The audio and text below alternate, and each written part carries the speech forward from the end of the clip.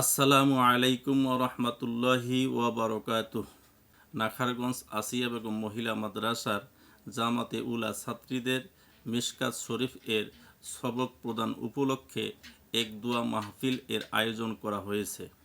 তারিখ 12 এপ্রিল রোজ আগামী রবিবার বাদ আসর হইতে ঈশা পর্যন্ত। স্থান নাখারগঞ্জ বাজার, গাজী মার্কেট, নাগেশ্বরী, কুড়িগ্রাম।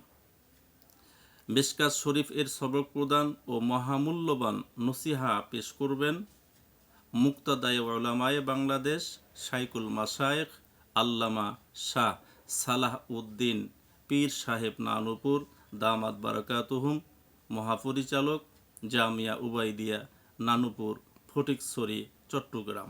অতএব সমস্ত দিনদার মুসলমান ভাইদের প্রতি উক্ত দোয়া মাহফিলে শরিক হওয়ার জন্য আহ্বান করা হইল এবং সবাই এই বার্তাটা দাওয়াতের নিয়তে শেয়ার করে দিবেন।